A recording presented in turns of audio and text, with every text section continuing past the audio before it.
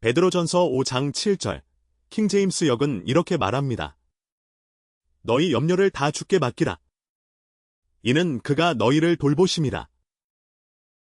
확대역, 앰플러파이. 성경은 제목 그대로 이 말씀을 확대합니다.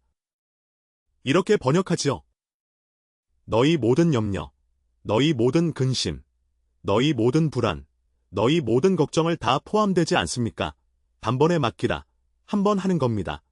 그에게. 이는 그가 너희를 다정하게 돌보시고 세심하게 지켜보심이라.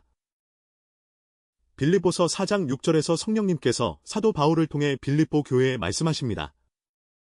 아무것도 염려하지 말라. 킹제임스 역에서는 이 표현이 좀 뭉뚱그려져 있습니다. 다른 번역은 이렇게 읽힙니다.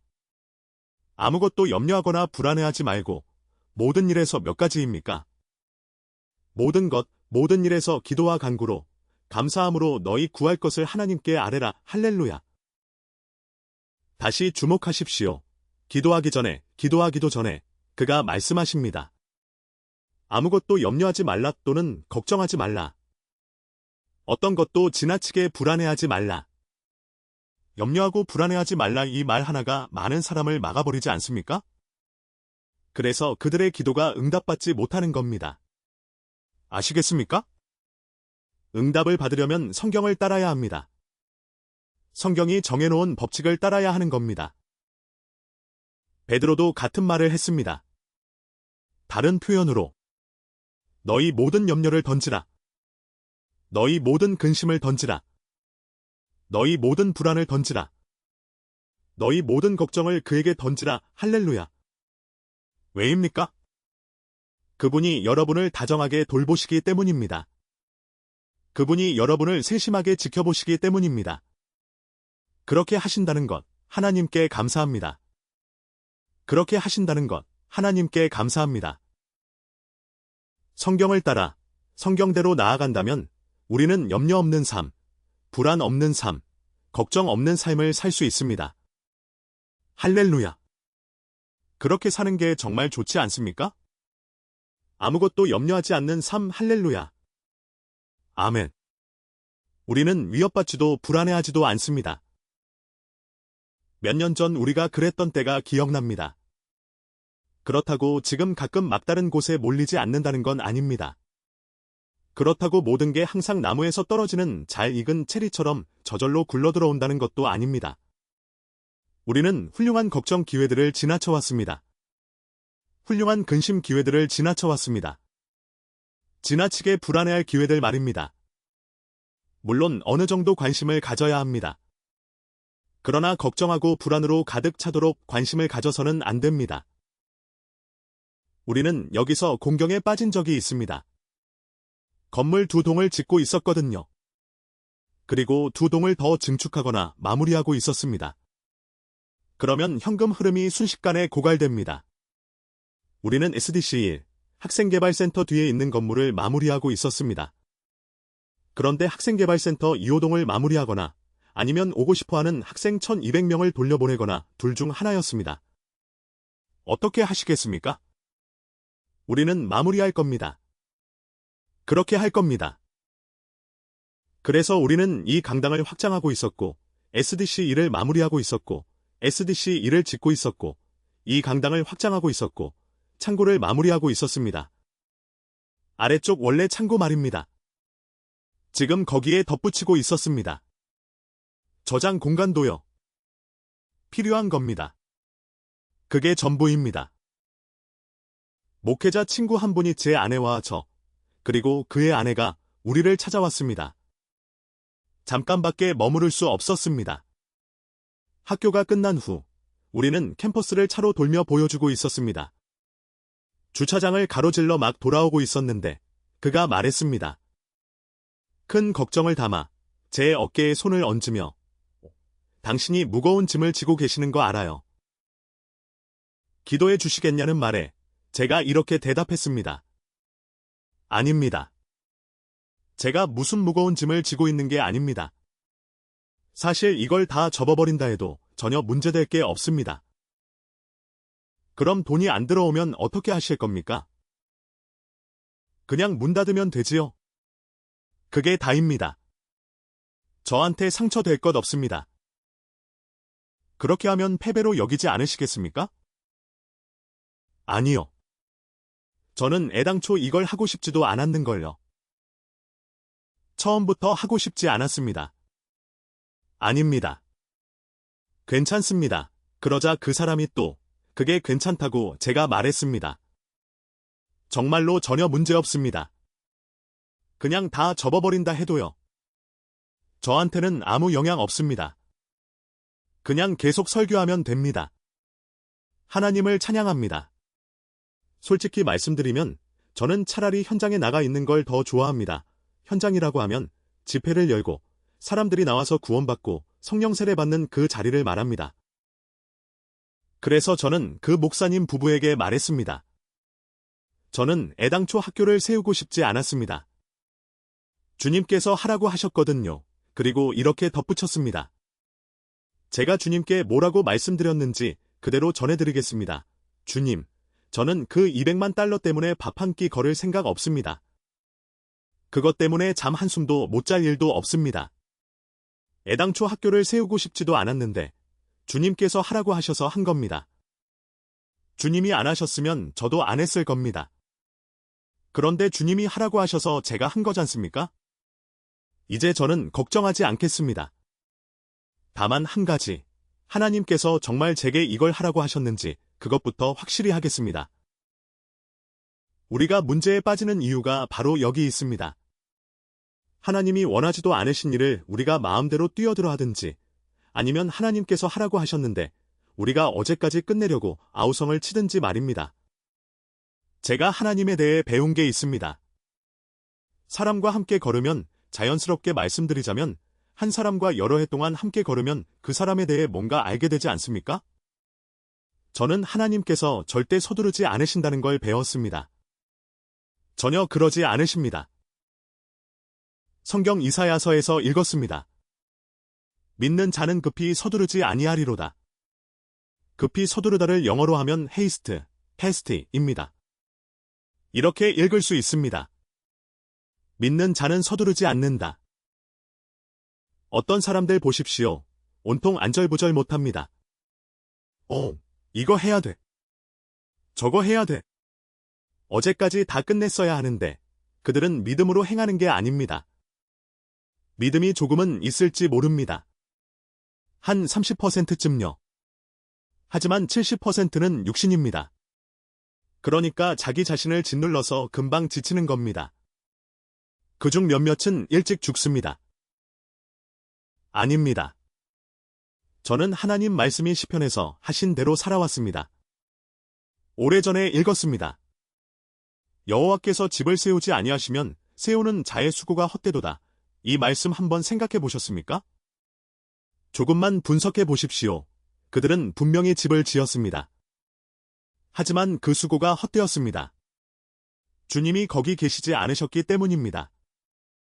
제가 말씀드립니다. 저는 하나님을 그 일 안에 모셔올 겁니다. 하나님이 거기 계시면 하나님이 그 일을 이루실 것입니다. 물론 여러분에게도 할 역할이 있습니다.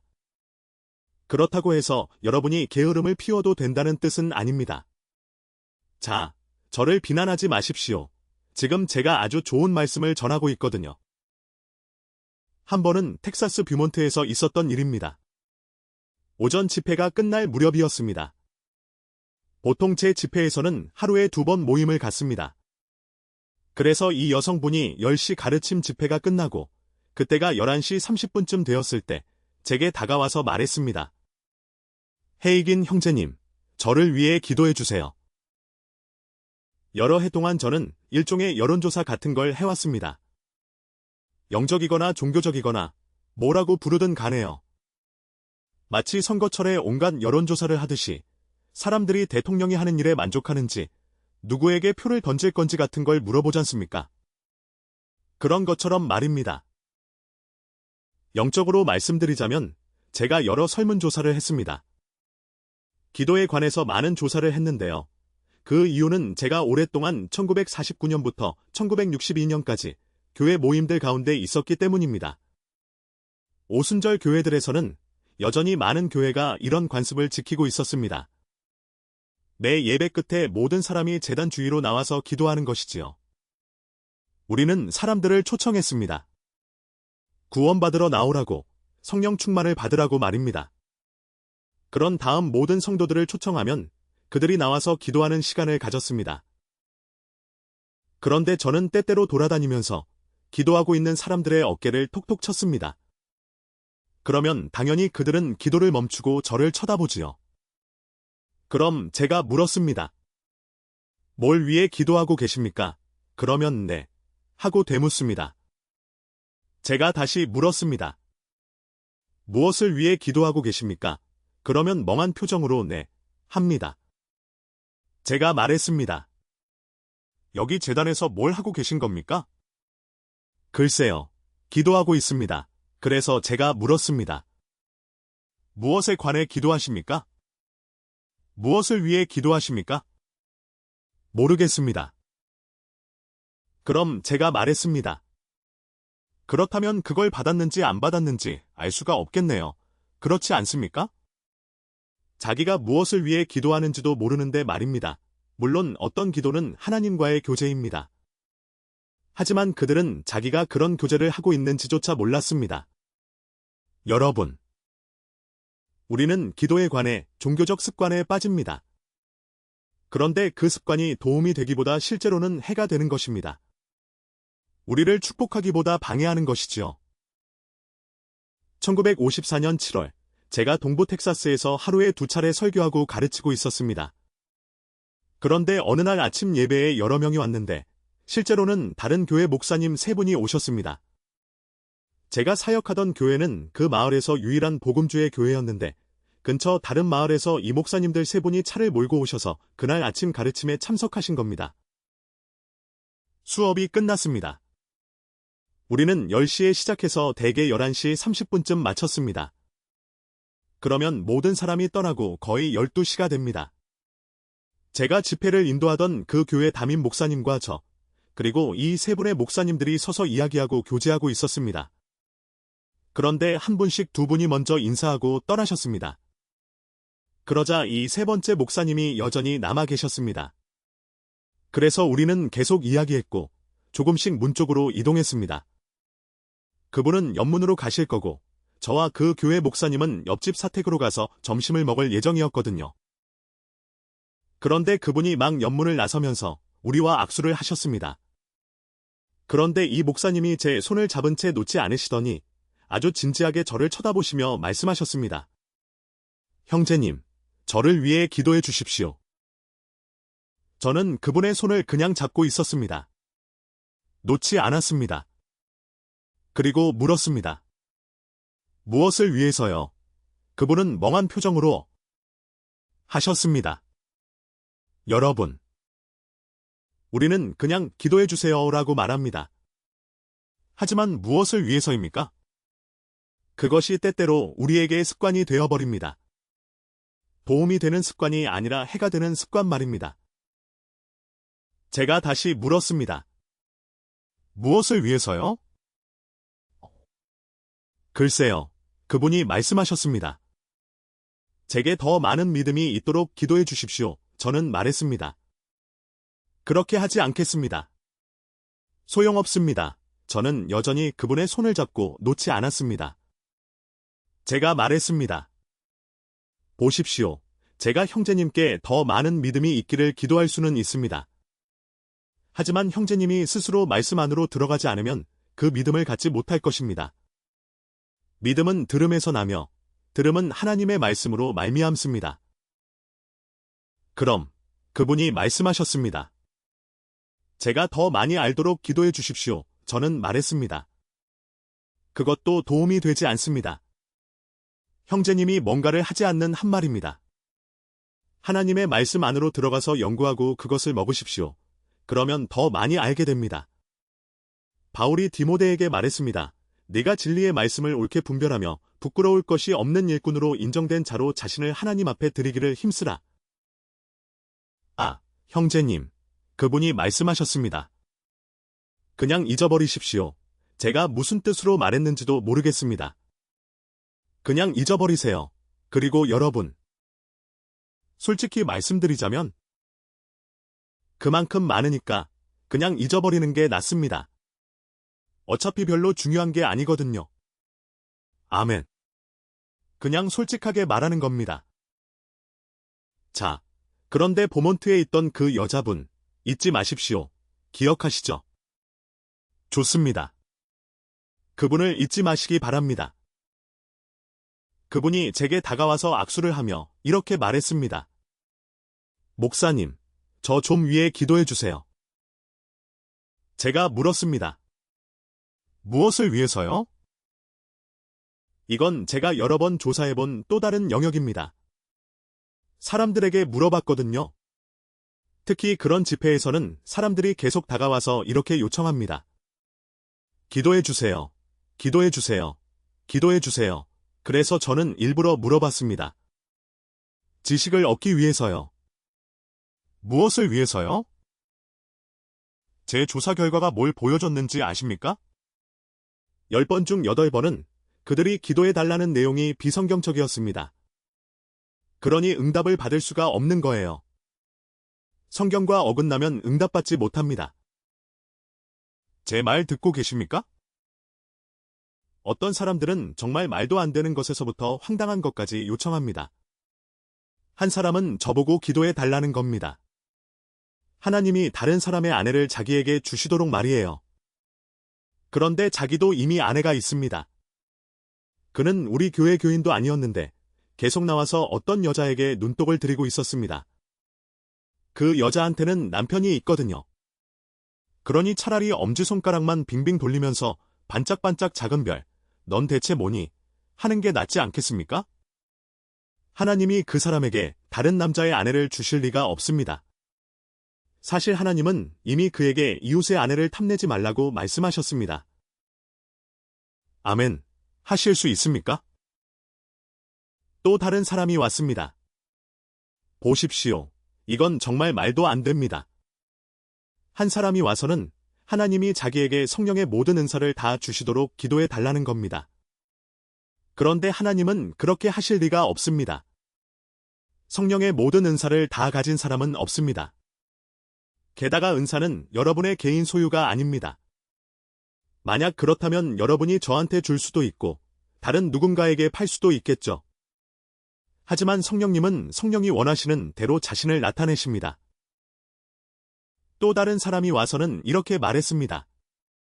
하나님이 저한테 사역을 주실 거래요. 제가 세상에서 가장 위대한 설교자가 될 거래요.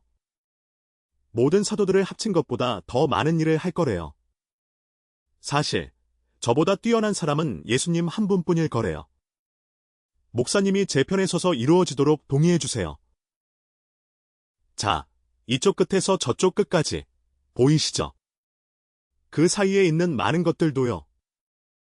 다 비성경적입니다. 제가 물었습니다. 하나님이 그렇게 말씀하셨다고요? 어떻게 말씀하셨죠? 글쎄요, 아무개 자매님이 예언했어요. 차라리 한밤중에 헛간에서 당나귀 울음소리나 듣겠습니다. 아무개 자매님이 예언했다고요? 그가 물었습니다. 그게 이루어지지 않을 거라고 생각하세요? 제가 말했습니다. 생각하는 게 아니라 이루어지지 않을 걸 압니다. 아멘. 제가 말했습니다. 먼저, 얼마나 오래 믿으셨죠? 그가 답했습니다. 6개월이요. 제가 말했습니다. 하나님은 자기 말씀을 어기지 않으십니다.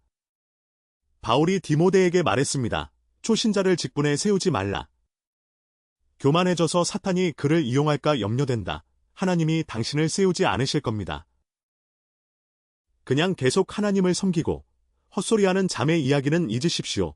만약 하나님이 때가 되었다고 보시면 사실 하나님이 당신을 설교자로 부르셨는지도 의심스럽습니다만 만약 부르셨다면 하나님이 직접 당신에게 알려주실 겁니다. 헛소리하는 자매가 알려줄 필요 없습니다. 당신이 알게 될 겁니다. 만약 모르시면 지금 있는 자리에 그대로 머무르십시오. 헛소리하는 자매가 사역에 들어가라고 해서 들어가면 안 됩니다. 어머니가 불렀다고 해서 들어가면 안 됩니다. 아내가 원한다고 또는 다른 누가 원한다고 들어가면 안 됩니다. 당신 안에서, 당신 영 안에서 부르심을 받아야 합니다. 하나님을 찬양합니다. 안에서 불처럼 타올라야 합니다. 할렐루야. 아멘. 하실 수 있습니까? 하나님을 찬양합니다. 자, 보몬트에 있던 그 여자분을 잊지 맙시다. 기억하시죠? 그렇지 않습니까? 그 자매를 그냥 거기 서 있게 둘 수는 없지 않습니까? 그래서 그 자매가 성경에도 없는 요청을 들고 왔습니다. 저를 위해 기도해 주세요. 그렇게 말하더군요. 제가 물었습니다. 무엇 때문에 그러십니까, 자매님? 그러자 그 자매가 저를 좀 이상하게 쳐다봤습니다. 제가 그런 말을 하면 많은 분들이 그러시거든요.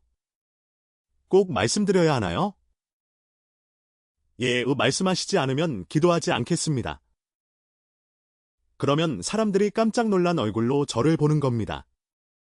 왜냐하면 그동안 만나는 사람마다 저 좀 위해 기도해 주세요 하고 다녔는데 그게 전혀 효과가 없다는 걸 몰랐던 거죠.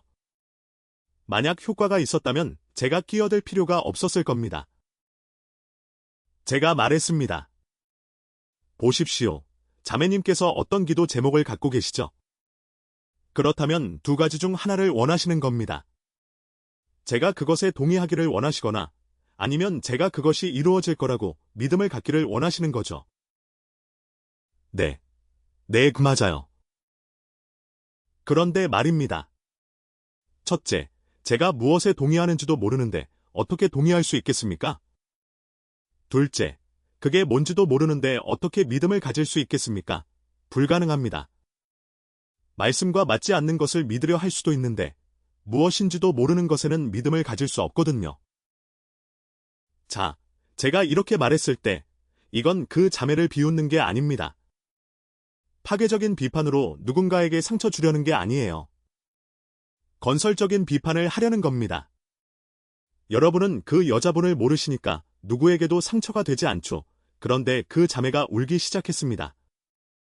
엉엉 소리 내어 우는 겁니다. 무슨 말인지 아시죠? 울고, 흐느끼고, 거의 히스테리 직전까지 갔습니다.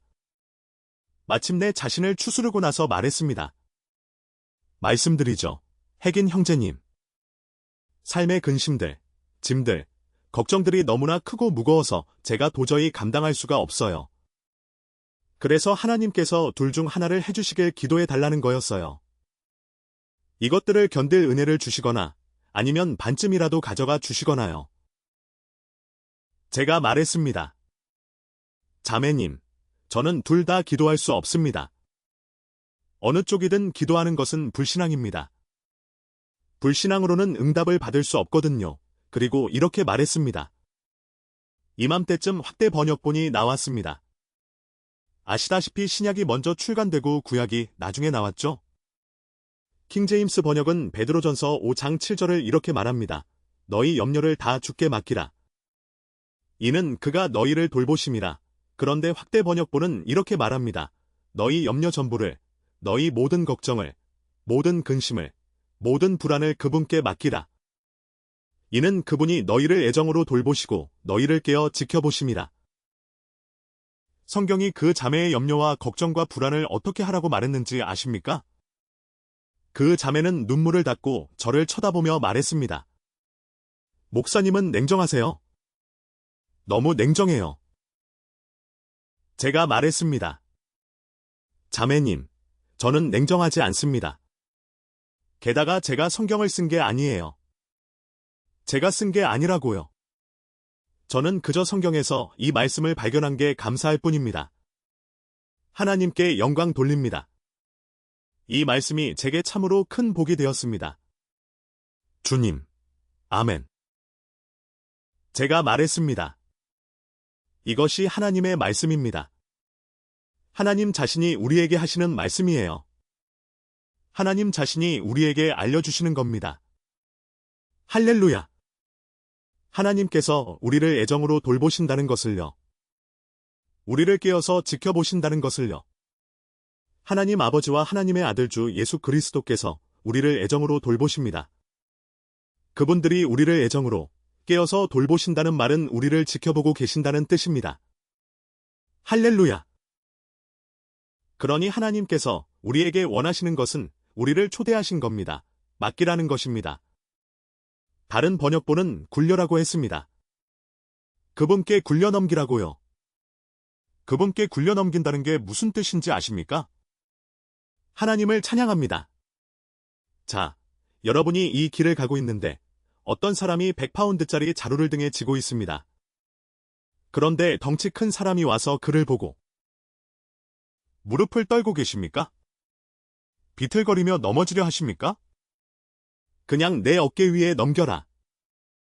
내가 지고 가겠다. 바로 이 말씀입니다. 하나님이 하시는 말씀이 이겁니다. 제가 이게 얼마나 놀라운 말씀입니까? 했더니 아이고, 목사님 너무 가혹하세요.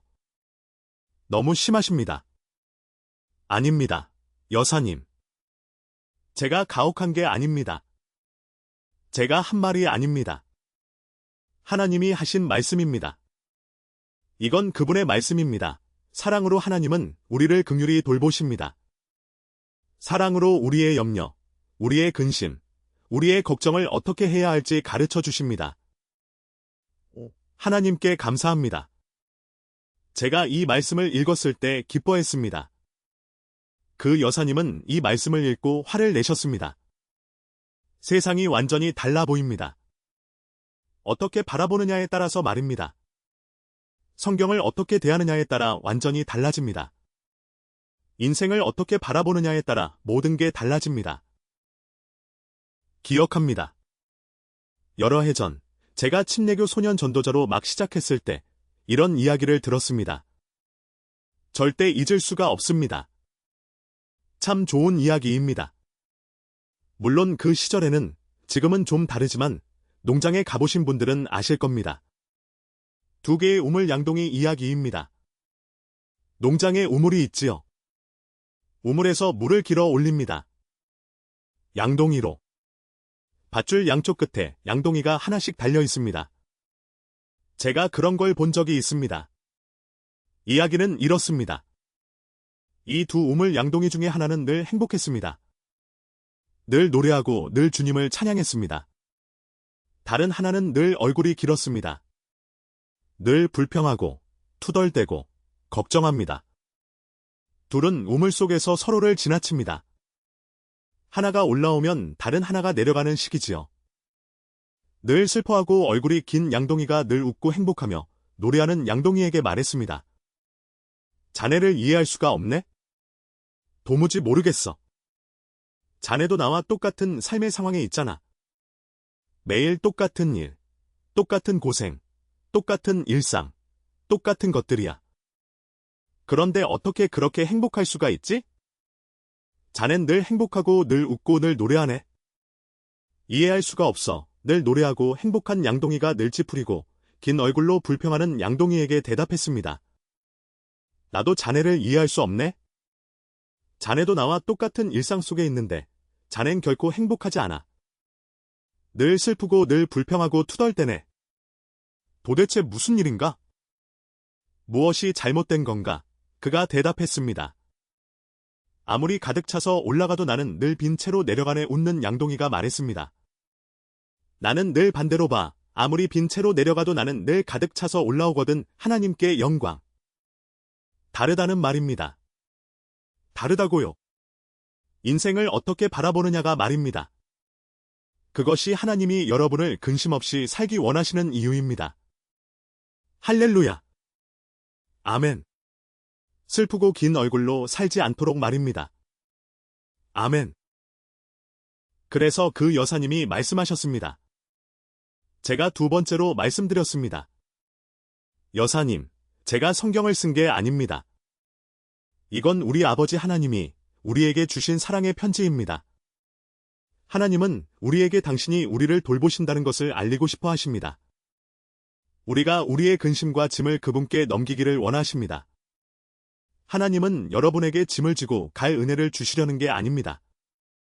그분께 넘기라는 겁니다. 그분이 지고 가시게 하라는 것입니다. 절반만 가져가시고 나머지 절반을 여러분이 지게 하시려는 게 아닙니다. 전부를 원하십니다. 하나님은 말씀하셨습니다. 너희 모든 염려를 던지라 얼마나? 전부입니다. 킹제임스는 모든이라고 했습니다. 확장역은 전체라고 했습니다. 그게 다 전부라는 뜻 아닙니까? 너희 염려의 전체라고. 그렇습니다. 그런데 그 여사님이 말씀하셨습니다. 하지만 목사님은 제가 무엇 때문에 걱정하는지 모르세요. 제가 목소리에 온갖 친절을 담아 말씀드렸습니다. 그렇습니다, 여사님. 물론 모릅니다. 하지만 다시 말씀드리지만 제가 성경을 쓴 게 아닙니다. 여러분이 무엇 때문에 걱정하시든 상관없습니다. 하나님이 더 크십니다. 아멘. 그리고 더 크신 그분이 말씀하셨습니다. 그것을 내게 맡기라. 이 특권을 주셔서 하나님께 감사드립니다. 그 특권을 하나님께 감사드립니다. 그런데 여러분, 많은 사람이 이렇게 궁금해합니다. 왜 응답이 안 오지? 기도했는데. 그들이 말한 대로 다 했는데. 그저 남이 시켜서 하는 거라면 안 됩니다. 하나님을 찬양하라. 여러분 스스로 성경을 알아야 합니다. 나는 올바른 고백을 다 했어요. 하지만 주님께 넘기지 않고 붙들고 있으니 주님이 어떻게 여러분을 위해 일하시겠습니까? 우리가 부르던 찬양이 있습니다. 좋은 노래지요. 주께로 짐을 가져가서 그곳에 두고 오라. 그곳에 두고 오라. 그곳에 두고 오라. 예배마다 모두 제단에 나와 기도하며 마무리하던 것. 그게 큰 축복이었습니다. 우리가 주님께로 짐을 가져가서 그곳에 두고 왔습니다. 어떤 목사님 말씀이 있지요? 오순절 교회 목사로 35년, 40년 계셨던 분인데 이렇게 말씀하시더군요. 이제 월요일 상담 시간에 내가 해야 하는 일이 예전엔 하나님께서 주일 밤 제단 예배에서 사람들에게 해주셨던 바로 그 일입니다. 아멘. 주님과 함께하기만 하면 거기서 응답을 받습니다. 우리가 그 찬양을 불렀습니다. 좋은 노래지요. 주께로 짐을 가져가서 그곳에 두고 오라. 그곳에 두고 오라. 결국 성경 말씀 그대로입니다. 앰플러파이는 이렇게 말합니다. 여러분의 모든 염려, 모든 불안, 모든 걱정, 모든 근심을 그 전부를 단번에 영원히 맡겨버리라. 그런데 문제가 뭡니까? 사람들이 그것에 대해 기도하고 주님께 굴려넘긴 것처럼 보이지만 기도의 자리에서 그 제단에서 일어날 때 다시 그걸 집어듭니다. 자기 어깨에 그대로 올려놓고 가지고 나가고는 왜 주님이 그것에 대해 아무것도 안 하시나 궁금해합니다. 주님이 어떻게 하시겠습니까? 그분 손에 없는데 말입니다. 여러분이 쥐고 있잖아요. 보이십니까? 여러분이 여전히 쥐고 있는 한 주님은 갖고 계시지 않습니다. 실천하기가 쉽다는 말은 안 했습니다. 제가 직접 실천하지 않은 것을 여러분에게 설교하지 않습니다. 제가 사역지에서 설교하며 집회를 인도하던 때가 있었습니다. 자동차 할부금이 밀렸습니다. 한 번만 더 밀리면 차를 가져간다는 거예요. 그 돈이 내일 내야 하는데 그때는 집회도 없었습니다. 돈이 없었습니다. 누워서 잠을 자려는데 거의 잠들 무렵 갑자기 잠이 확 깹니다. 뭔가가 말합니다. 내일 어떻게 할 거야? 차를 잃을 텐데. 어떻게 할 거야? 걱정하고 잠 못 자는 멋진 기회를 넘겼습니다. 저는 그냥 웃기 시작했습니다. 웃고 싶지 않았어요. 느낌 올 때만 웃으면 절대 안 됩니다. 하나님을 찬양하고 싶을 때만 찬양하면 멀리 못 갑니다. 외치고 싶을 때만 외치면 아멘. 아니지요. 느낌은 안 왔지만 그냥 웃기 시작했습니다. 무슨 소리야? 자동차 할부금? 나한테 없어. 주님께 넘겼어. 주님께 넘겼으면 주님이 갖고 계신 거지. 내가 가진 게 아니야.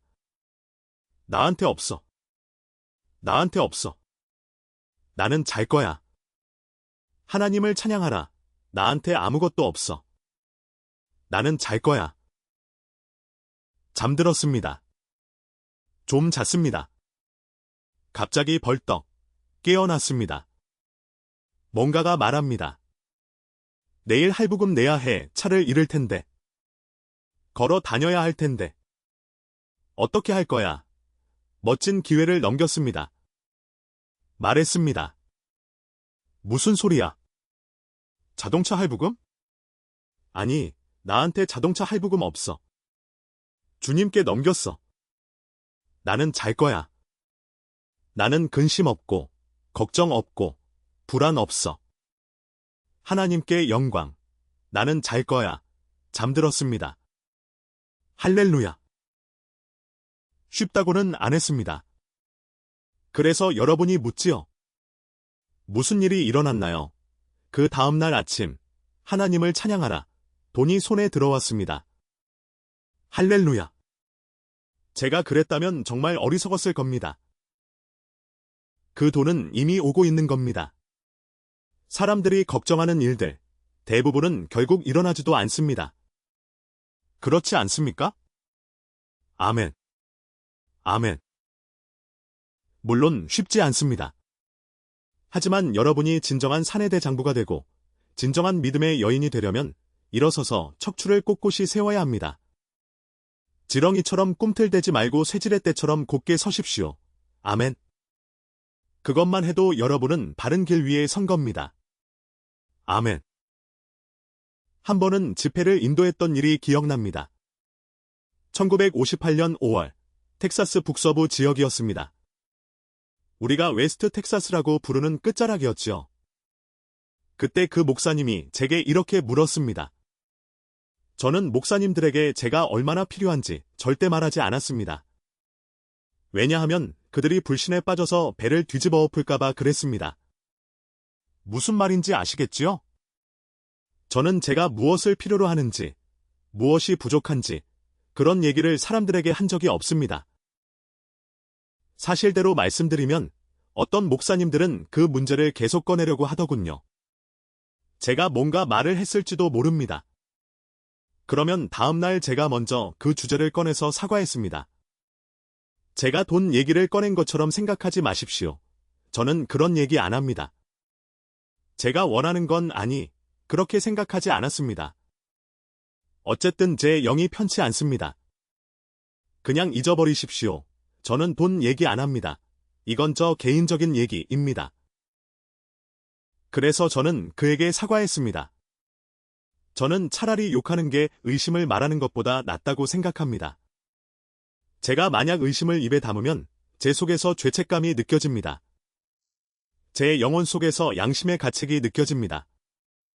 마치 제가 욕을 하거나 뭔가를 훔친 것처럼 말입니다. 저는 의심을 말하지 않습니다. 의심은 악한 것입니다. 뭐가 더 악하고 덜 악한지 논할 필요도 없습니다. 악은 악입니다. 저는 그것과 상관할 일이 없습니다. 솔직히 말씀드리면 제가 만약 목사였다면 저는 실제로 12년간 목회했습니다. 차라리 마약상들이 교회에 있는 게 의심 퍼뜨리는 사람들보다 낫습니다. 왜냐하면 마약상 하나를 내쫓으면 모두가 찬성할 겁니다. 하지만 의심 퍼뜨리는 사람들을 다루려고 하면 모두가 와서 그 불쌍한 자매를 동정합니다. 불쌍하기도 하지 그들이 여러분에게 얼마나 큰 피해를 끼치는지 모릅니다. 저는 그 목사님에게 말하지 않았습니다. 하지만 그분이 계속 물어보셨습니다. 형제님, 예산을 맞추려면 얼마나 필요합니까? 제가 말했습니다. 저는 돈 얘기 안 합니다. 저는 하나님을 믿습니다. 하나님이 공급하실 겁니다. 신경 쓰지 마십시오. 하지만 형제님이 떠나시면 안 됩니다. 그 교회는 아주 큰 교회가 아니었습니다. 말씀드렸듯이 1958년이었고 작은 교회였습니다. 주일학교에 아이들 포함해서 9명 정도 있었습니다. 저녁 집회 때는 사람들이 찾아와서 더 많았습니다. 아마 최대 300명 정도였을 겁니다. 그게 강당이 꽉 찰 정도였습니다. 그분이 계속 물으셨습니다. 저는 모텔에 묵었지만 식사는 그분 댁에서 함께 했습니다. 그분이 계속 물으시기에 결국 제가 말했습니다. 제 예산을 맞추려면 일주일에 150달러가 필요합니다. 그분은 거의 뒤로 넘어갈 뻔했습니다. 그래서 제가 말하지 않았던 겁니다. 그분이 뒤로 넘어갈 줄 알았으니까요. 오, 그렇게는 절대 드릴 수 없습니다. 제가 말했습니다.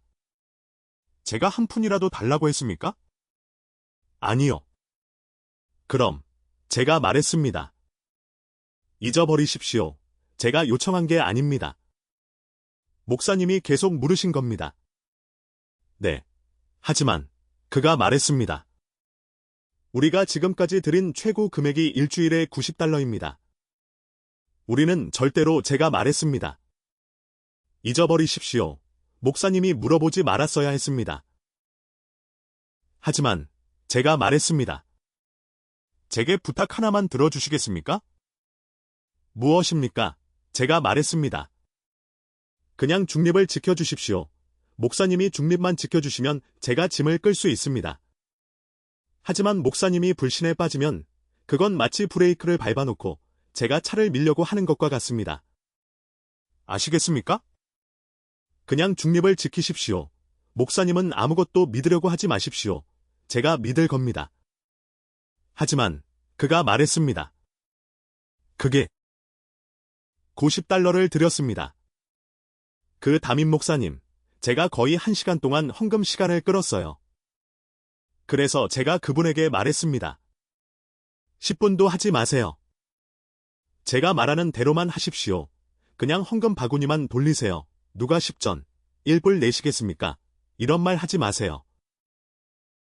하나님께서 그렇게 인도하실 때도 있습니다. 저도 반대하는 건 아닙니다. 저도 그런 인도를 받은 적이 있거든요.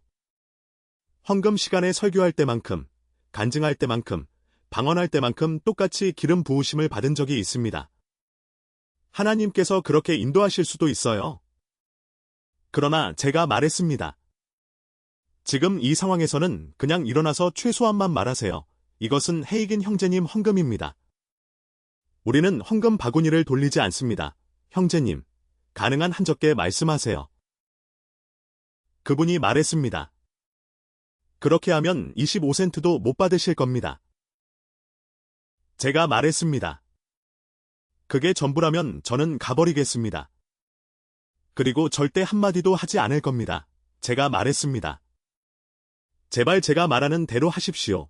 그냥 중립을 지키세요. 중립 기어에 넣으세요. 사실 이건 메꾸기 집회였습니다. 원래 일정이 잡혀 있었는데 어떤 분의 교회에 일이 생겨서 자리를 비워야 했거든요. 그래서 제가 말했습니다. 좋습니다. 이 형제님이 원하시는 곳에 가서 설교하고 그 다음에 당신한테 돌아오겠습니다. 보통은 3주 미만으로는 가지 않지만 이번에는 2주로 가기로 했습니다. 금요일 밤 집회가 끝난 후 토요일에는 집회가 없고 일요일 아침에는 담임 목사님이 설교하시고 저는 일요일 밤에 설교하고 다음 주로 이어가는 거였죠. 금요일 밤 집회 후에 집으로 운전해 갔습니다. 집이 150마일 정도, 아마 조금 더 떨어진 곳이었거든요. 그래서 집으로 운전해 가서 금요일 밤, 토요일 밤을 가족과 함께 지냈습니다. 일요일 아침에는 가족과 함께 우리 교회에 갔다가 일요일 오후에 다시 운전해서 돌아가 일요일 밤에 설교하는 겁니다. 그런데 집에 도착해서 꽤 늦게 침대에 누웠을 때 아내가 갑자기 생긴 위급한 일을 얘기하더군요. 이제 일주일에 150달러가 아니라 앞으로 3주 동안 일주일에 300달러가 필요하다는 겁니다. 그냥 간신히 살아가는 것만 말하는 겁니다. 여분의 5센트도 없다는 말입니다. 그때는 5센트로 껌 한 통을 살 수 있었는데 그 5센트조차 없다는 겁니다. 정말 그냥 간신히 살아가는 거예요. 저는 잠들려고 애쓰고 있는데 그 생각이 떠오르는 겁니다. 그 교회가 누구에게 준 최고액이 90달러거든요. 150달러 가지고도 난리인데 저는 300달러가 필요합니다. 지금은 큰돈이 아닌 것처럼 들릴지 몰라도 형제자매 여러분, 그때는 엄청나게 큰돈이었습니다. 그래서 저는 걱정하기 쉬웠습니다. 그런데 말입니다. 성경에 뭐라고 했습니까? 너희 염려를 다 주께 맡기라, 이게 제 염려 아닙니까? 제가 말했습니다. 이게 내 염려가 맞나? 아닌가? 너희 염려를 다 주께 맡기라. 너희 근심을 다 의게 제가 근심하는 것입니다. 너희 걱정을 다 의게 제가 걱정하려고 하는 것입니다. 너희 관심사를 다 의게 확실히 제 관심사입니다. 이 300달러가 제 관심사입니다. 이웃의 관심사가 아니라 제 겁니다. 그것들을 어떻게 하라고요? 주께 맡기라. 쉽다고 말하는 게 아닙니다. 저는 그 과정을 여러 번 거쳤습니다. 주님, 여기 있습니다. 이제 받으세요. 손을 뺐는데 제 손에 붙어 있는 겁니다. 여러분, 팔이 끈끈이 종이 본 적 있습니까? 제가 무슨 말 하는지 아시겠습니까? 뭔가가 붙잡는 것처럼 말입니다. 여전히 제 손에 붙어 있어요. 제가 말했습니다. 이걸 제가 갖고 있는 한, 주님은 아무것도 하실 수 없어. 좋아, 여기 있어요. 그래서 밤에 조용히 누워서 그 과정을 다시 거쳤습니다. 여기 있습니다. 이제 다 주님께 굴렸습니다. 하나님을 찬양합니다. 아멘. 이걸 들어 올렸는데 거기 붙어 있더군요. 제게 달라붙어 있었어요. 누가 제 말 알아듣는 사람 있습니까? 그래서 저는 그 과정을 다시 거쳤습니다. 주님, 여기 있습니다. 주님께 맡깁니다. 저는 근심이 없습니다. 찬양하라. 하나님. 두 손을 들었습니다. 둘 다 근심으로 가득 차 있었죠. 제가 아직 쥐고 있으니까 하나님이 가지실 수 없는 겁니다. 제가 스스로 해결할 수 없어요. 제게 답이 없다는 걸 압니다. 해결할 수 없단 말입니다. 저는 이것을 하나님 손에 맡겨야 한다는 걸 알았습니다. 제 손에 있는 한, 하나님 손에 있을 수 없거든요. 이 성경과 연필이 그의 손에 있다면, 아니 펜이든 제 손에는 없는 거 아닙니까? 그의 손에 있는 한 제 손에는 절대 없습니다. 그 염려와 근심이 제 손에 있는 한, 하나님 손에 있지 않은 겁니다. 쉽다고는 안 했습니다. 그러나 할 수 있습니다. 저는 이렇게 믿습니다. 하나님이 제게 무언가 하라고 하셨다면 저는 할 수 있다는 것입니다. 하나님이 하라고 하셨다면 제가 할 수 있다는 뜻입니다. 그분께 맡기라고 하셨다면 그것을 할 능력이 제게 있다는 뜻입니다. 아멘. 저는 늘 이렇게 믿어왔습니다. 성경에서 하라고 한 건 뭐든지 할 수 있다고요. 하나님이 불합리하신 분이라고 믿지 않습니다. 하나님이 불공정하신 분이라고 믿지 않습니다. 하나님이 사람을 외모로 보시는 분이라고 믿지 않습니다. 그분이 하라고 하셨다면 그것은 우리 모두가 할 수 있다는 뜻입니다. 아멘. 우리 자신의 무능함과 부족함, 이런저런 것들 때문에 어려운 겁니다. 저는 5번쯤 시도했고 1시간쯤 걸렸습니다. 그러나 마침내 그분께 맡겼습니다. 그리고 조금도 제게 남지 않았습니다. 다 사라졌어요. 저는 이미 주머니에 돈이 들어있는 것처럼 근심 없이 행복했습니다. 가서 잠들었죠. 아기처럼 잤습니다. 다시 돌아갔습니다. 일요일 밤에 제가 설교했습니다. 그들이 저를 위해 헌금을 걷어주었습니다. 그 주간에도 2번 헌금을 걷어줬어요. 화요일 밤, 금요일 밤에요. 그리고 일요일 밤에 헌금이 있었습니다. 이곳은 작은 교회입니다. 목사님 댁에서 우리는 식사를 하고 있었습니다. 그가 제게 말했습니다. 그들은 돈을 은행에 넣고 수표를 준 게 아니라 현금을 그냥 다 줬어요. 헤이긴 형제님, 죄송합니다. 150달러에는 못 미쳤습니다. 그런데 한 가지는 그 어느 때보다 잘했습니다. 125달러와 몇 센트가 있습니다. 저는 받아들고 말했습니다. 감사합니다. 하나님을 찬양합니다. 그의 아내가 나중에 말하더군요. 당신을 유심히 봤어요. 100만 달러를 줬어도 그 사람은 똑같았을 거예요. 10센트를 줘도 조금도 영향을 받지 않았어요. 표정이 전혀 안 바뀌더군요. 저는 낙심하지 않았습니다. 전혀 저를 괴롭히지 않았어요. 저는 여전히 행복했습니다. 왜 그럴까요? 제가 주님께 맡겼기 때문입니다. 저는 그에게 말했습니다. 염려하지 마십시오, 형제님. 집회가 끝날 때쯤이면 다 채워질 겁니다. 그리고 제가 말했습니다. 이것도 알아두시면 좋을 것 같은데 집에 가서 이 긴급한 일이 생겼습니다. 일주일에 150달러 대신 300달러가 필요하게 됐습니다. 그는 의자의 뒤로 벌렁 낮아빠지듯 했습니다. 넘어질 것 같았어요. 소리치기 시작했습니다. 아니, 우리가 어떻게? 제가 말했습니다. 잊으십시오. 잊으십시오. 잊으십시오. 당신은 아무것도 믿으려 하지 마십시오. 그냥 중립으로 두십시오. 중립으로 두세요. 제가 믿을 겁니다. 그가 말했습니다. 주말에 형제님이 안 계실 때 장로님들과 이사회 사람들이 모였습니다.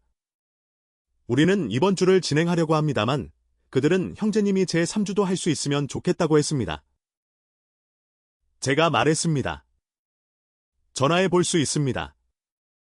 다른 것들은 다 잠정적인 일정이니까 일주일만 미루면 됩니다. 네, 3주간 머물 수 있습니다. 그런데 형제님, 아니 그게 125도 안 됐습니다. 그것도 간신히 모은 겁니다. 3주간 계신다면?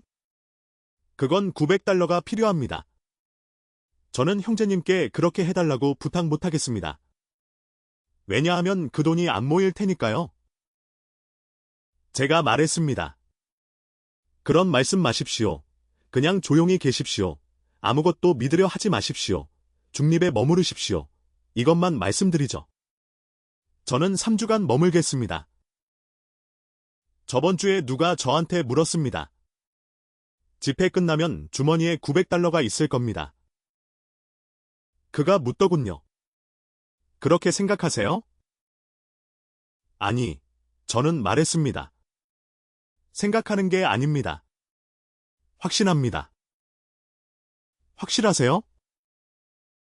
제가 말했습니다. 하늘에 하나님이 계신 것만큼 확실합니다.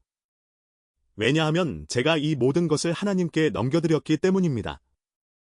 그분께 맡겼습니다. 제가 자는 동안에도 하나님이 그 일을 하고 계십니다. 3주가 지났을 때 제 주머니에는 1045달러가 있었습니다. 그리고 새 양복 한 벌이 생겼습니다. 영광! 영광!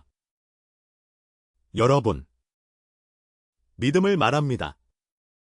그런데 실천에 옮기기 전까지는 믿음에 대해 아무것도 모르는 겁니다. 말씀을 실천하십시오. 이 믿음 운동 안에 의자에 앉아서 고함만 지르는 사람들이 많습니다. 옳은 말만 합니다. 그러다가 첫 번째 어려운 곳에 부딪히면 노대 아내처럼 사라져 버립니다. 제 텍사스 표현 좀 이해하시겠습니까? 아멘. 바로 이렇게 믿음을 증명하는 겁니다. 모든 게 순조롭게만 흘러가는 사람들이 안타깝습니다. 저는 제가 겪은 모든 거친 길에 하나님께 감사합니다. 모든 시험에 감사합니다.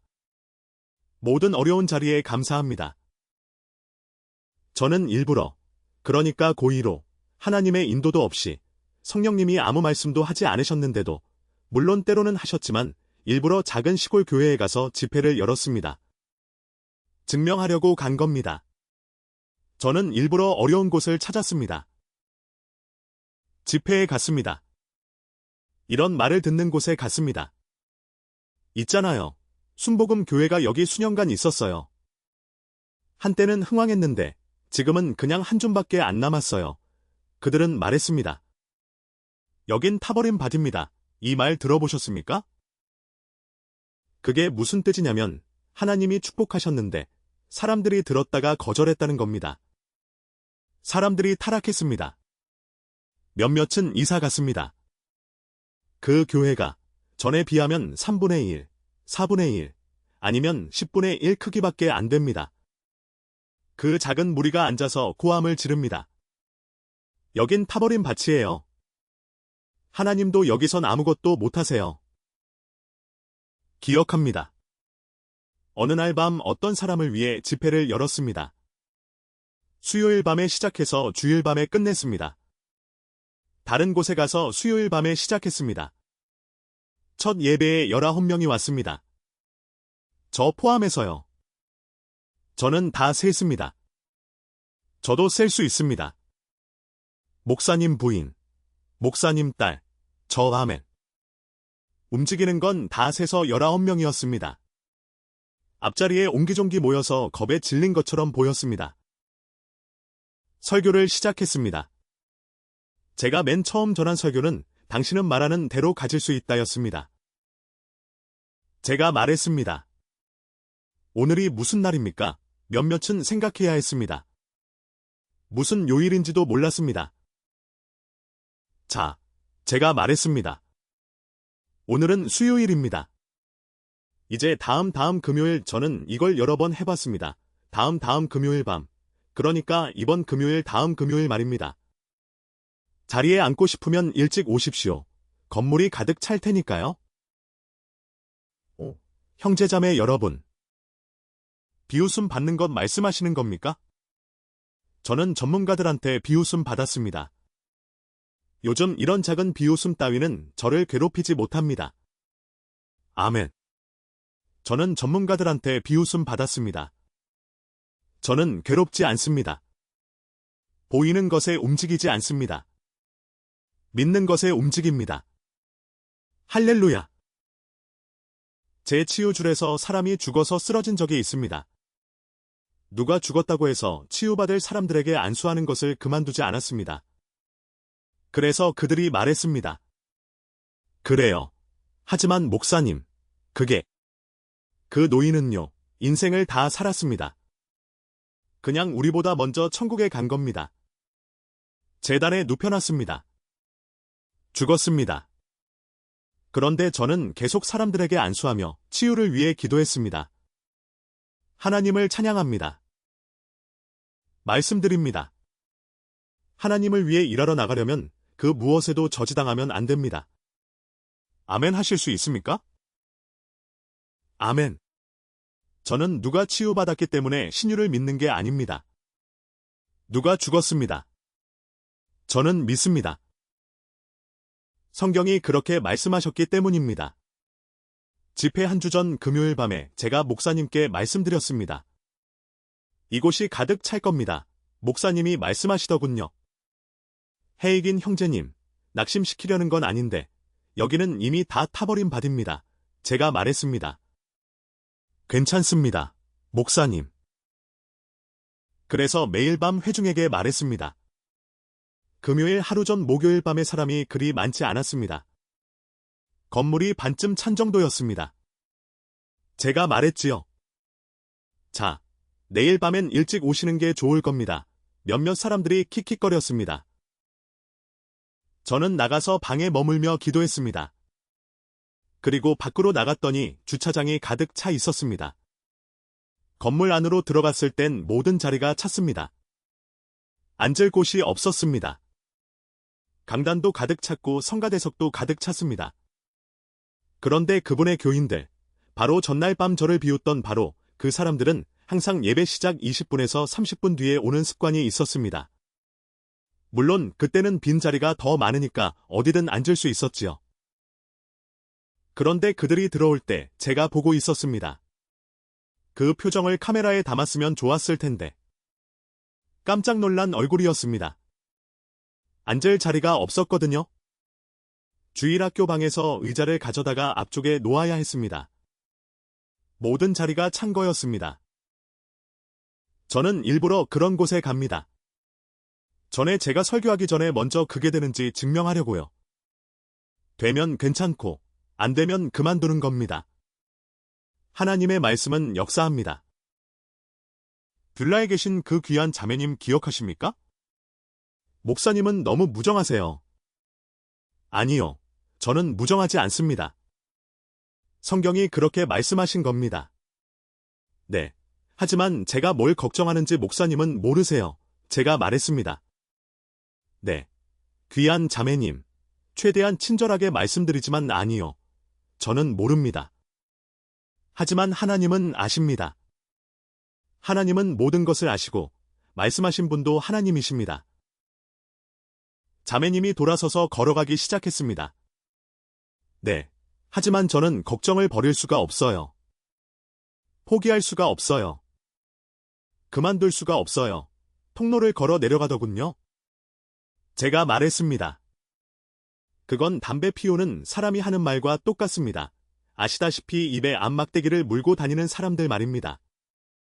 끊어야 하는데 못 끊겠어요 얘라고 말합니다. 마약 중독자가 하는 말도 똑같습니다. 못 끊겠어요. 하지만 감사하게도 하나님은 여러분을 니코틴에서 건지실 수 있습니다. 하나님은 여러분을 마약에서 건지실 수 있습니다. 하나님은 여러분을 술에서 건지실 수 있습니다. 그리고 하나님은 여러분을 걱정에서 건지실 수 있습니다. 저는 지금 단순히 기도, 위탁의 기도, 염려를 주님께 맡기는 것에 대해서만 설교하는 게 아닙니다. 이걸 신유 집회라고 불러도 됩니다. 사람들이 그걸 버리기 전까지는 치유받지 못합니다. 그것이 많은 사람이 병든 이유입니다. 한 의사만이 아니라 사실 3명의 의학자, 과학자들이 제게 말했습니다. 다른 어떤 것보다도 걱정 때문에 더 많은 사람이 아프고, 더 많은 사람이 정신병원에 있고, 더 많은 사람이 무덤에 있습니다. 여러분은 건강 가운데 걸을 수 없습니다. 저는 그것이 하나님께서 저를 가능하게 하신 한 가지 이유라고 믿습니다. 여러 가지 이유가 있다고 생각합니다. 언젠가 다 모아서 말씀드릴지도 모릅니다. 하지만 그것이 제가 건강 가운데 걸을 수 있었던 한 가지 이유라고 믿습니다. 저는 1933년 8월 이후로 한 번도 두통이 없었습니다. 보십시오. 저는 걱정이 없거든요. 근심이 없습니다. 확실합니까? 네, 혹시 생긴다 해도 저는 할 수 있는 한 빨리 그분께 넘겨버립니다. 하나님께 영광. 그분이 그것들을 가지고 계시고 제가 자는 동안 그분이 해결하고 계십니다. 주 예수님 감사합니다. 자, 놓아버리십시오. 그분께 넘기십시오. 그분께 넘기십시오. 그분이 그 문제를 해결하실 수 있지 않습니까? 아멘. 그분이 하실 수 있습니다. 저는 제가 직접 실천하지 않은 것, 실천해보지 않은 것을 여러분에게 설교하지 않습니다. 이것은 역사합니다. 저는 어떤 상황에서든 이것을 실천했습니다. 그 병상에서 성경을 통해 예수님으로부터 배웠습니다. 성령님께 영광 돌립니다. 제 아내는 그런 가르침을 받지 못했습니다. 어느 날 밤이 생각나는데요. 우리가 목회자 사택으로 들어가는데 무슨 얘기를 하고 있었어요. 저는 켄을 안고 있었습니다. 둘 다 데리고 있었는데 켄하고 패디 19개월 터울이거든요. 큰애가 켄이고 무거웠어요. 제가 켄을 안고 있었고 오리타는 패시를 안고 있었습니다. 현관문 열쇠를 더듬고 있는데 뭔가 얘기를 하고 있었습니다. 뭔지는 모르겠는데 아내가 말했어요. 나랑 애들 둘 다 여기 현관에서 죽어도 당신 걱정 안 할 것 같아. 그래서 제가 말했습니다. 당연하지. 다 죽고 나서 그때 가서 걱정하면 바보지. 그 순간 아내의 기분이 별로 안 좋았습니다. 그런데 말입니다. 우리 모두에게 시간이 필요합니다. 하루아침에 그렇게 되지 않거든요. 시간이 지나면서 제가 들었습니다. 우연히 들었는지 모르겠는데 아내가 다른 목사님, 사모님과 얘기하는 걸 들었어요. 그 사모님이 온통 걱정으로 가득 차 있는데 제 아내가 말합니다. 나도 예전에는 그랬어요. 그런데 이렇게 말하더군요. 드디어 달라진 걸 알게 됐어요. 하나님께 영광. 나는 걱정도 없고 염려도 없습니다. 할렐루야. 여러분도 그렇게 될 수 있습니다. 그 정도까지 걱정 없이 살 수 있습니다. 아멘. 제가 목회했던 교회 중 하나 말입니다. 문제 많은 교회 얘기하자면요. 그 교회가 정말 문제가 많았습니다. 개한테 벼룩 있는 것보다 더 많은 문제들이 있었어요. 몇 분에게 말했습니다. 문제 얘기를 하고 싶어 하는 분들이 있었거든요. 제가 말했습니다. 나 귀찮게 하지 마세요. 걱정 안 합니다. 집사회에서 앞마당에서 주먹 다짐을 해도 깨우지 마십시오. 끝나면 제가 기도해서 하나님과 바로 세울 겁니다. 사택이 교회 옆에 붙어 있었거든요. 그들에게 말했습니다. 교회에 불이 나서 다 타버려도 사택으로 와서 깨우지 마세요. 우리 그냥 더 크고 더 나은 교회 지으면 됩니다. 성경으로 증명할 그 수 있습니다. 성경이 말씀하십니다. 그는 자기가 사랑하시는 자에게 잠을 주시는도다. 성경이 이렇게 말씀하신 거 아시죠? 물론입니다. 그분은 자기가 사랑하시는 자에게 잠을 주십니다. 보십시오. 저는 항상 잘 잡니다. 왜냐하면 그분이 사랑하시는 자에게 잠을 주시기 때문입니다. 저는 그분의 사랑받는 자입니다. 여러분도 그렇습니다. 여러분이 알기만 하면 됩니다. 왜냐하면 우리는 그 사랑하시는 자, 주 예수 그리스도 안에서 받아들여졌기 때문입니다. 아멘 하실 수 있습니까? 아멘. 내일 걱정? 아닙니다. 전혀 아닙니다. 과거 걱정? 아닙니다. 우리는 모든 것을 그분 손에 맡겼습니다. 저는 염려가 없습니다. 할렐루야. 할렐루야. 바로 그런 식으로 시작했습니다. 제 생각에 가장 처음 읽은 책들 중에 제가 아는 한 이 분야에서 첫 번째 책이었는데 오순절 성도들 사이에 들어간 후 제 손에 쥐어진 책이 스미스 위글스워스의 더욱 자라나는 믿음이었습니다. 누가 제게 물었습니다. 그거 읽었는데 무슨 말인지 모르겠던데요. 제가 말했습니다. 나는 알아. 내 언어로 말하거든. 어떤 목사님이 물었습니다. 몇 번이나 읽어야 이해했어요. 저는 말했습니다. 첫 번에 이해했지. 내 언어로 말하니까. 그 다음에 프로드샴 형제가 위글스워스의 전기, 믿음의 사도를 썼습니다. 거기 보면 위글스워스가 런던을 방문한 이야기가 나옵니다. 그는 영국인입니다. 부유한 사람.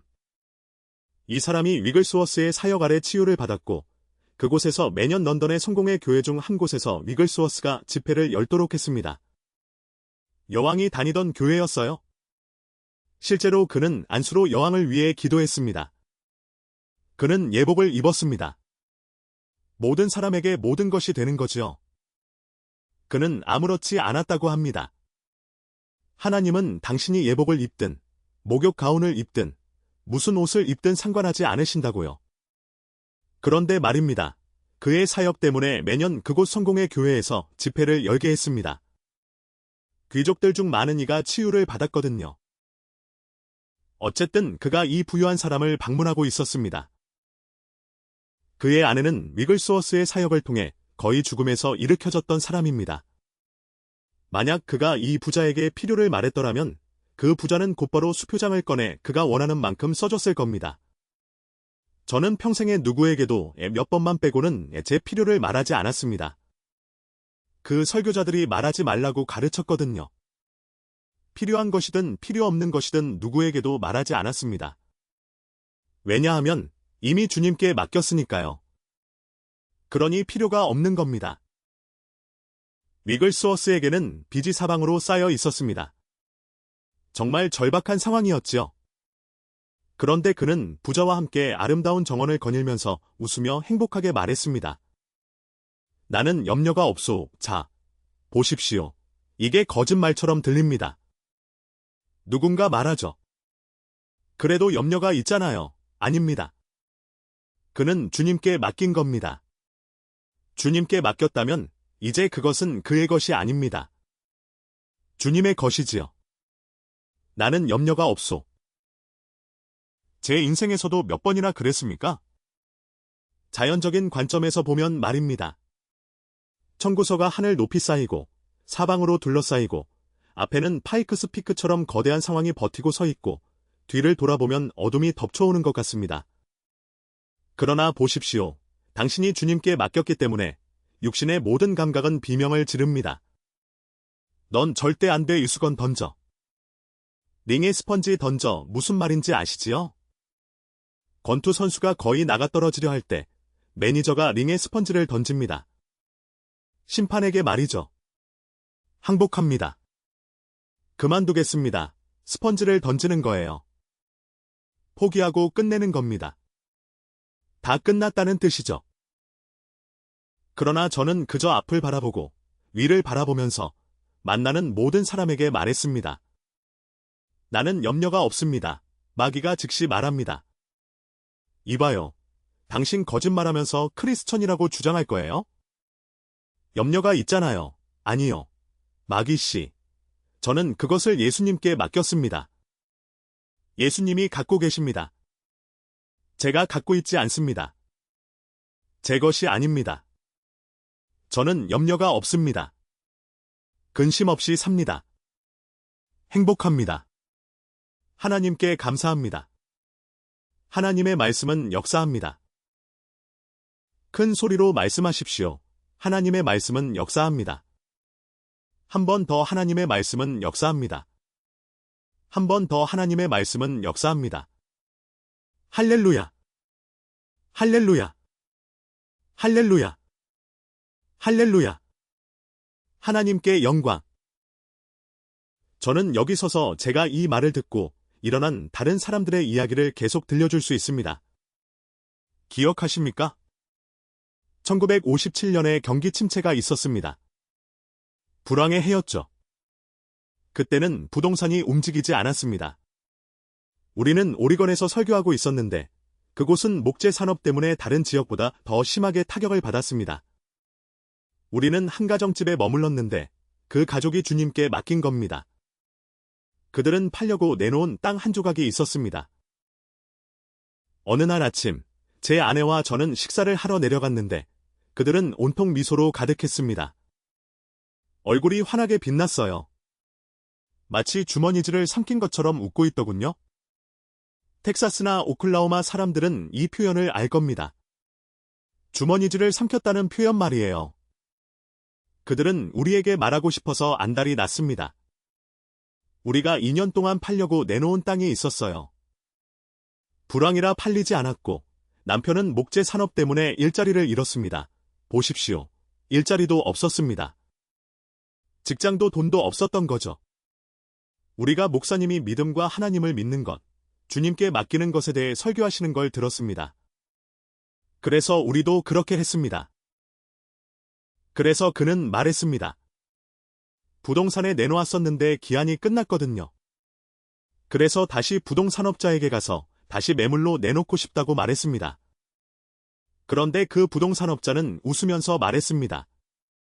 햄씨, 제가 2년 동안 팔려고 했잖아요. 그건 안 팔립니다. 지금 아무것도 움직이지 않아요. 특히 그 위치는 더더욱 안 팔립니다. 여기 있습니다. 모든 게 그대로인데 팔리지가 않는 겁니다. 낙심시키려는 게 아닙니다만 팔리지 않아요. 그랬더니 이렇게 말하더군요. 됩니다. 그냥 진행하십시오. 그래서 그가 말했습니다. 그렇게 말씀하신다면 맡기겠습니다만 안 팔릴 겁니다. 아닙니다. 팔립니다. 그래서 그 부동산 중개인이 맡았습니다. 그런데 바로 다음 날 그에게 전화가 왔습니다. 저기요, 팔릴 것 같습니다. 그랬더니 이렇게 대답하더랍니다. 글쎄요, 전 진작 알고 있었습니다. 2, 3일 전부터요. 그가 말했습니다. 있잖습니까? 바로 옆에 사람이 하나 있는데 이 공터 바로 옆에 팔려고 하는 땅이 있습니다. 보십시오. 집 지을 땅은 아닙니다만 거기 운송회사가 있거든요. 트럭들이 있고 또 도로 기계들과 여러 종류의 중장비들이 있습니다. 운송업에 종사하고 여러 종류의 일을 하는 사람이니까요. 그래서 그가 말했습니다. 제가 가서 표지판을 세웠습니다. 매물, 부동산, 그런 것들 말입니다. 그랬더니 그가 와서 저에게 이야기하더군요. 그 땅 사고 싶습니다. 확장이 필요합니다. 경기 침체기지만 그래도 확장해야 합니다. 그리고 그가 말했습니다. 왜 그들이 원하냐고요? 그가 말했습니다. 원하시는 가격을 말씀드리기가 거의 부끄러울 정도였습니다. 너무 비싸다는 걸 알았거든요. 그래도 말했습니다. 그랬더니 사겠습니다. 라고 하더랍니다. 그 사람이 와서 이야기하고 싶어 했습니다. 직접 얘기하고 싶습니다. 그래서 그가 말했습니다. 제가 가서 그 사람과 직접 이야기했습니다. 그랬더니 현금으로 다 원하십니까? 라고 묻더군요. 그가 말했습니다. 그러면 좋겠습니다만 이렇게 하겠습니다. 지금 당장 반, 30일 후에 나머지 반을 드리겠습니다. 좋습니다. 그건 그가 중개인과 이야기하고 싶지 않아 했던 것입니다. 물론 부동산 중개인은 여전히 수수료를 받았습니다. 그가 말했습니다. 햄씨. 그러면서 제가 돌아서려는데 그가 여보세요라고 하더군요. 그를 알고 있었거든요. 그가 말했습니다. 지금 뭐 하십니까? 그가 말했습니다. 지금은 실직 상태입니다. 일이 없어서요? 일하고 싶으십니까? 그가 말했습니다. 우리에게 직원이 있었는데 타주로 이사를 갔거든요. 원하시면 내일부터 출근하실 수 있습니다. 그가 말했습니다. 제가 지금 일자리를 얻었는데 지금까지 받던 것의 2배를 받습니다. 그리고 그가 말했습니다. 여기 우리는 앉아서 기도하고 울고 통곡하고 금식하고 헤매고 불평하고 원망하고 온갖 것을 다 했습니다. 그런데 그냥 한 번, 몇 초 만에 주님께 맡겼더니 일주일도 안 되어서 다 해결되었습니다. 지금까지보다 2배나 받는 일자리를 얻었습니다. 할렐루야! 하나님께 영광! 여러분, 주님께 맡기십시오. 제가 말씀드립니다. 주님께 맡기십시오. 주님은 일을 어떻게 해결하시는지 아십니다. 하지만 여러분이 주님을 도우려고 한다면 엉망이 됩니다. 그게 우리의 문제입니다. 우리가 그분을 도우려고 합니다. 보십시오. 주님 혼자서는 충분히 크지 않으신 것처럼 말입니다. 물론 이 말이 여러분의 역할을 하지 말라는 뜻은 아닙니다.